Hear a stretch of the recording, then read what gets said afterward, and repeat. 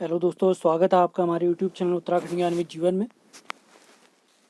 अजय रावत जी की जो पुस्तक हम उत्तराखंड का इतिहास सॉल्व करने के लिए देख रहे हैं, आज उसके 5वें चैप्टर यानी ब्रिटिश प्रशासनिक व्यवस्था का हम तीसरा भाग देखने वाले हैं।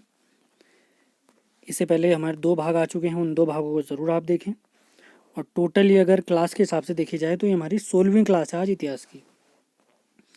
इससे पहले 15 क्लास हो चुकी हैं, उनको ज़रूर देखें आप लोग। और जो हमारे 5वां चैप्टर चल रहा है ब्रिटिश प्रशासनिक व्यवस्था, इसका एक और भाग लाया जाएगा आपके लिए कल, यानी कल संडे तक हमारे अजय रावत जी के 5 चैप्टर समाप्त हो जाएंगे। आज और कल वाला वीडियो आपके लिए रात 8 बजे आने वाला है, और फिर उसके बाद अगले वीडियो आपके लिए 12 बजे से ही आएंगे। और इससे पहले जो हमने एक वीडियो बनाया था यूके ट्रिपल एससी की तैयारी कैसे करें, बहुत सारे लोगों ने उसको देखा भी है। आप देखते हैं, उसको लाइक करें, शेयर करें, और जो चीज़ मैं बताता हूँ उसको फॉलो ज़रूर करें। आपकी परीक्षा ज़रूर उत्तीर्ण होगी। जो किताबें मैंने बता रखी हैं उनको देखना है, सेल्फ स्टडी पर फोकस ज़्यादा से ज़्यादा करना है। इतिहास वाला पोर्शन हमारा काफ़ी बढ़िया से चल रहा है, आप पूरा देखें, बढ़िया से देखें। और आगे की क्लासों के बारे में जो हमारा बैच चलने वाला है पटवारी, लेखपाल और पुलिस के लिए, वो तो ठीक है। तो इतिहास के तहत हम क्या क्या करने वाले हैं, ये सीरीज़ तो हमारी लगातार चलती रहेगी। 9 चैप्टर हमने समाप्त करने हैं टोटल। तो कल हमारा 5वां चैप्टर भी समाप्त हो जाएगा। अगले हफ्ते हम 6ठा और 7वां चैप्टर समाप्त करने की कोशिश करेंगे। और जैसे ही हमारे 7 चैप्टर अजय रावत जी के समाप्त हो जाएंगे, तो उसके बाद हम क्या करेंगे, इन 7 चैप्टरों का हर चैप्टर के माध्यम से आपका टेस्ट लिया जाएगा। यानी जैसे हमारा पहला चैप्टर है उत्तराखंड का इतिहास या उत्तराखंड का सामान्य परिचय, तो उससे रिलेटेड सवाल आएंगे आपके लिए। फिर उसका अगले वीडियो में जो हमारा कुमाऊं का चंदवंश है, उससे रिलेटेड सवाल आएंगे। फिर उसके मतलब इसी प्रकार हमारी क्लास चलती रहेगी। यानी बुक समाप्त होने तक हमारे हर चैप्टर के प्रैक्टिस सेट भी आ जाएंगे। और ये सारा कार्यक्रम होने के बाद आपके लिए एक मैराथन क्लास लाई जाएगी। इन 9 के 9 चैप्टरों के इम्पॉर्टेंट वन लाइनर लाई जाएंगे आपके लिए। तो लगातार हमारे सेशन के साथ बने रहें। आगे की प्लानिंग मैंने बता दिया है आपको। और पीडीएफ जो अवेलेबल है, अच्छी बात है, हमारे टेलीग्राम में जो नहीं डाल पाया हूँ मैं, उसको एक आध दिन में मैं अपलोड करवा दूंगा। आप लोग चिंता बिल्कुल न करें, नोट्स ज़रूर मिलेंगे आपको, पूरे नोट्स मिलेंगे। तो स्टार्ट करते हैं। आज का जो पहला टॉपिक है, उत्तराखंड में वन प्रबंधन और उससे रिलेटेड आंदोलन। वन प्रबंधन और उससे रिलेटेड आंदोलन। तो सबसे पहले फैक्ट की तरफ चलते हैं। प्रारंभ में जो वनों को बांटने की व्यवस्था थी वो हमारे ठेकेदारी व्यवस्था पर आधारित थी, जिसको 1818 में पहली बार समाप्त किया गया। इसके बाद 1828 में ट्रेल ने थापला भूमि अपने अधीन की, और जिस पर साल काटने पर रोक लगा दी, जिससे ग्रामीण काफ़ी नाराज हो गए थे। आगे की बात देखते हैं। 1858 में हेनरी रैमजे और रामजी साहब, जिसके बारे में हम पिछले वीडियो में देख चुके हैं, तो इसने ठेकेदारी प्रथा को पूर्ण रूप से बंद कर दिया और वनों का बढ़िया से प्रबंधन स्टार्ट कर दिया इन्होंने। इसके बाद का कार्यक्रम देखते हैं। इसके बाद 1864 में वन विभाग का निर्माण किया गया। डिट्रिच बेंड्रिस इसके पहले क्या बने, महानिरीक्षक बने। 1865 में वन अधिनियम आया, जिसके तहत वन आरक्षित किए गए। 1868 में कुमाऊं में वन विभाग बना, काफ़ी इंपॉर्टेंट फैक्ट। 61 में रैमजे ने वन बंदोबस्त भी किया था। 1861 में हेनरी रैमजे ने, कुमाऊं का बेताज बादशाह। 1878 में अखिल भारतीय वन अधिनियम आया, और 1890 में इसी के तहत चीड़ से लीसा निकालना स्टार्ट हुआ। तो लीसे से क्या हो रहा था, अंग्रेजों को बहुत ज़्यादा फायदा हो रहा था। तो लीसे के लिए क्या करा इन लोगों ने, वनों का प्रबंधन करना स्टार्ट कर दिया। वनों का प्रबंधन मतलब उनकी सुरक्षा स्टार्ट कर दी। जो हमारे ग्रामीण जिनका जीवन यापन केवल जंगलों से होता था, तो उनके जितना भी क्षेत्र वनों में आता था, उस सारे क्षेत्र को तो वन घोषित किया है। क्या जो अदर क्षेत्र भी था, जैसे बिना भूमि वाला क्षेत्र भी होता था, उसे भी इन लोगों ने ये लीसा प्राप्त करने के लिए आरक्षित घोषित कर दिया। यानी वो सरकारी जमीन हो गई है, उस पर आम आदमी कोई काम नहीं कर सकता, जिससे लोग काफ़ी नाराज हो गए थे। 1893 में बेनाब भूमि को संरक्षित वन घोषित किया गया। यहाँ पर देखिए, बेनाब भूमि जिसे बंजर भूमि भी कहते हैं, या जिसे केसर हिंद भूमि भी कहा गया था। अगला पॉइंट देखते हैं। 1894 में 2 नए नियम आए। अब इसके तहत क्या हुआ, 8 वृक्ष संरक्षित घोषित किए गए, अर्थात इनको अगर काटेंगे आपको जेल होगी, सजा होगी। और मछली पकड़ने, शिकार करने आदि के लिए अनुमति आवश्यक की गई, यानी किसी जंगली जानवर का आप शिकार करते हैं तो सरकार से अनुमति लेनी पड़ेगी। मछली पकड़ने तक के लिए भी आपको अनुमति लेनी पड़ती थी। अब देखते हैं इसके बाद आगे का क्या क्या कार्यक्रम हुआ। 16 अक्टूबर 1902 को भीमताल, नौकुचिया ताल, सात ताल आदि में बिना लाइसेंस मछली पकड़ना अवैध घोषित कर दिया गया। काफ़ी इंपॉर्टेंट फैक्ट। नए नियम जनता के लिए अभिशाप की तरह थे, यानी अभिशाप इसलिए थे क्योंकि उस टाइम पे क्या, अभी भी अगर हम देखते हैं तो ज़्यादातर जनता क्या है, ग्रामीण है।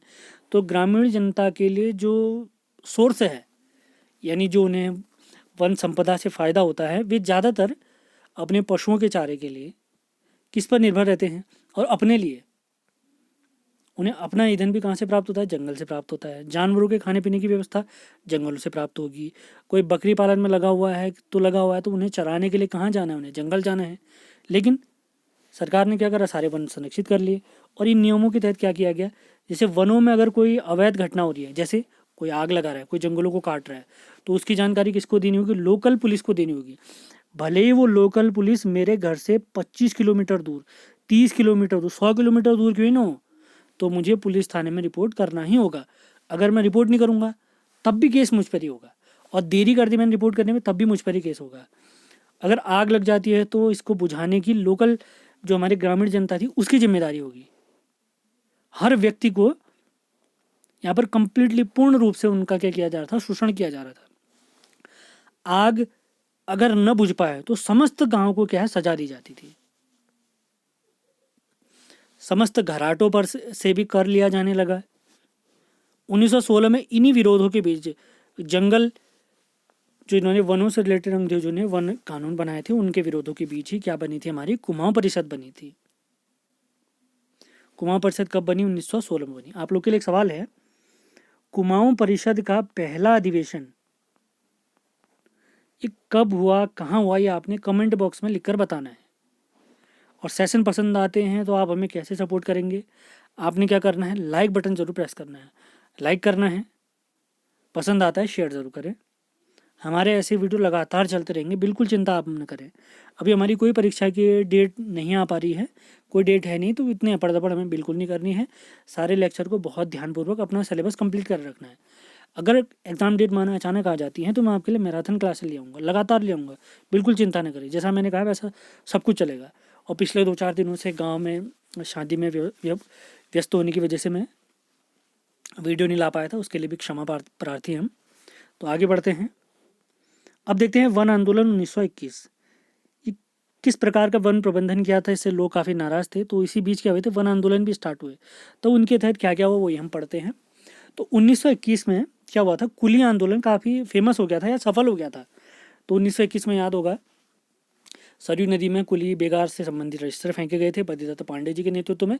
तो इससे लोग और खुश हो गए। तो जंगलों में लोगों ने क्या करा, भीषण आग भी लगा दी। जंगलों में स्वतः भी आग लग गई थी, लोगों ने भी क्या कर दिया, खुद आग लगा दिया। अब आग क्यों लगाई, अब हुआ था जंगलों का जैसे ही प्रबंधन किया अंग्रेजों ने।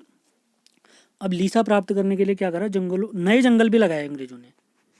अब नए जंगल क्या लगाए, वो 10 से 20 साल में पूरे बढ़िया तरीके से समस्त क्षेत्र में फैल चुके थे। अंग्रेजों का व्यापार बहुत बढ़िया से चल रहा था।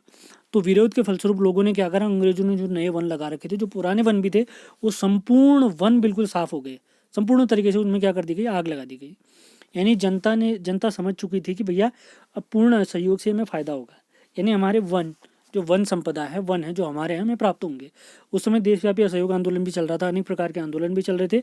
और हमारे लोकल स्तर पर हमारे उत्तराखंड में कुली बेगार आंदोलन भी सफल हो गया था, जिससे जनता काफ़ी प्रेरित हुई कि हमें भी वनों से रिलेटेड अंग्रेजों का सहयोग करना ही होगा। महिलाओं का विशेष समर्थन हमें प्राप्त हुआ था इन आंदोलनों के दौरान। नारी शक्ति तो हर क्षेत्र में आगे है, नारी शक्ति का हर क्षेत्र में हमें सहयोग अवश्य आवश्यक है। अब इसी के तहत क्या हुआ, 1921 में दुर्गा देवी जी को गिरफ्तार किया गया वन आंदोलन के दौरान। कहाँ से, सोमेश्वर से। सरकार की भीषण कार्रवाई हुई, हजारों सैकड़ों लोगों को क्या किया, सरकार ने गिरफ्तार किया। बिना मतलब के गिरफ्तार किया गया कि आपने जंगलों में आग लगाई, आप हमारा असहयोग कर रहे हैं। और इन्हीं आंदोलनों के दौरान कुमाऊं से सबसे पहले गिरफ्तारी हुई मोहन सिंह मेहता जी की। अब देखते हैं 13 अप्रैल 1921 को क्या हुआ। सरकार ने फॉरेस्ट ग्रीवेंस कमेटी बनाई, यानी उसकी जांच के लिए कि भैया क्या क्या समस्याएं चल रही हैं हमारे जंगलों में, जिसका अध्यक्ष बनाया गया था पी वेंडम। अभी वीडियो वीपीडीओ की एक परीक्षा हुई थी, उसमें पूछा गया सवाल है 5 तारीख को। अगला देखते हैं 5 दिसंबर के समय। अब ये फॉरेंसिक ग्रीवेंस कमेटी बनी तो इसकी रिपोर्ट आई अक्टूबर 1921 में, और 15 मार्च 1922 को इसी समिति की रिपोर्ट को लागू किया गया, जिसके तहत नए नियम लागू किए गए। अब देखते हैं वन आंदोलन 1930-31 के बीच का। 1929 में गांधी जी ने अपने कुमाऊं दौरे में वन आंदोलन का पूर्ण रूप से समर्थन किया था। गांधी जी उस समय पे देशव्यापी नेता थे। स्थानीय पत्र जो हमारा लोकल पत्र था शक्ति, इसने भी सरकार की नीतियों का काफ़ी पूर्ण रूप से इसका विरोध किया था। एक सवाल और है आपके लिए, अल्मोड़ा अखबार चलता था पहले, अंग्रेजों ने उस पर बैन लगा दिया था, उसके ही स्थान पर शक्ति स्टार्ट हुआ था। तो शक्ति जो हमारा समाचार पत्र है, आपने बताना है ये किस वर्ष से स्टार्ट हुआ है। अब देखते हैं इसी दौरान हमारे गौरदा कवि हैं, उन्होंने वृक्षण का विलाप नाम से क्या लिखी है, कविता लिखी। वृक्षण का विलाप, वृक्षण का विलाप नाम से अगर पूछते हैं कविता किसने लिखी, तो ये हमारे गौरदा ने लिखी है। और इस आंदोलन का प्रमुख केंद्र कौन था, हमारा सल्ट था, सल्ट। अब देखते हैं इसी आंदोलन के प्रमुख नेता पुरुषोत्तम उपाध्याय जी, लक्ष्मण सिंह अधिकारी जी। 30 नवंबर 1930 को आंदोलनकारी जुलूस लेकर मोहन की ओर बढ़े, उन्हें गिरफ्तार किया गया और इन सभी आंदोलनकारियों की रिहाई हुई है गांधी इरविन समझौते के तहत। गांधी इरविन समझौता। एक सवाल है आपके लिए, आपने बताना है, कमेंट बॉक्स में ज़रूर बताना है आपने, इंगेजमेंट इसी को कहते हैं। गांधी इरविन समझौता जब हुआ था तो आपने बताना है किस वर्ष हुआ था। काली कुमाऊं में इस आंदोलन का नेतृत्व हर्षदेव ओली जी और दुर्गा दत्त ओली जी ने किया। और हमारा जो प्रसिद्ध समाचार पत्र था उस समय का, शक्ति समाचार पत्र, इसने काली कुमाऊं का मुसोलिनी किसको कहा, हमारे हर्षदेव ओली जी को कहा है, हर्षदेव ओली जी को। और वन आंदोलनों की तीसरी लहर कब आई अगर पूछते तो 1942 के दौरान, भारत छोड़ो आंदोलन के दौरान। पहला 1921, दूसरा 1930 से 31, और तीसरा वन आंदोलन की बयार जो हमारे आई थी वो 1942 में आई थी। अब देखते हैं टिहरी रियासत में वन प्रबंधन एवं वन आंदोलन।